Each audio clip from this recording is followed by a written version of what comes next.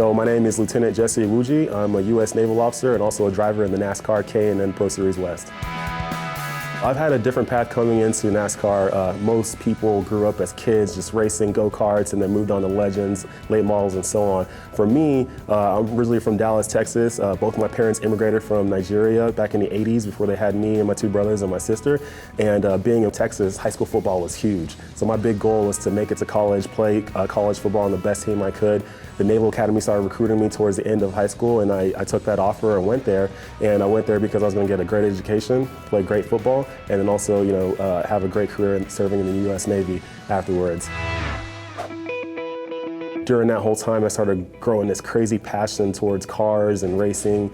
And when I graduated in 2010 and I finally had a little bit of money to do it, I bought a Dodge Challenger, started drag racing it at different tracks, bought a Corvette, started racing at tracks just on open track days for fun. And then from there, I wanted to take it to the next level. And in 2014, I was in my room, I stood up and I wrote on my whiteboard, become a professional race car driver. And from there, it was on. Through a lot of networking, a lot of grind. I've worked my way from the NASCAR Wheel and All-American Series all the way up now to the NASCAR K&N Series and the ARCA Series. My naval service really started when I was at the Naval Academy. The moment I stepped foot there and started plebe summer back in 2006, and then went through a really, really tough time at the Naval Academy through academics, military lifestyle, and just learning how to be a service member in the military, playing football, sports, and then graduating and becoming an officer in the Navy. I've learned a lot. And once I became a surface warfare officer, I served on 2 different ships. My first ship, I was on there for 2 years. I went on 1 deployment with them. It was a minesweeper. I was in the Arabian Gulf in Bahrain for about 10 months. And then on my second ship, I spent about 5 months on deployment with them, but 2 years total with that ship, and sailed around the Arabian Gulf and did some cool stuff. Learned a lot while serving, and I'm actually still serving right now. I'm not active duty anymore, but now I'm in the U.S. Navy Reserves. Jesse learned a lot during his career in the Navy, but it was a whole new world when he dove into professional racing. Different adversity I've had to face is one, just seat time. A lot of people I race against, they have 10, 15, 20 years of experience, and I don't.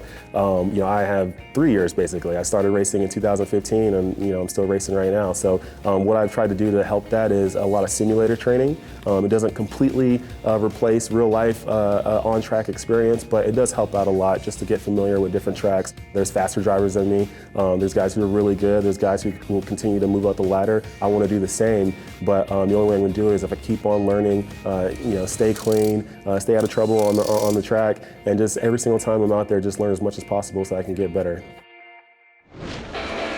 A casual race fan, they'll see us going around the track, and so a lot of them think it's easy, especially when you're on an oval track. Everyone thinks, oh, you're just turning left, so it's easy. Well, what they don't know is when you're trying to go fast and you're trying to put it on the edge, it's another world. I mean, the car is kind of in a constant slide from entry through the center and out of the corner, and for you to be able to hang on to that, put it on the edge, but not completely go over the edge, and then not hit the wall, not spin, not hit anybody else, and put together a lap like that 150, 200, whatever times.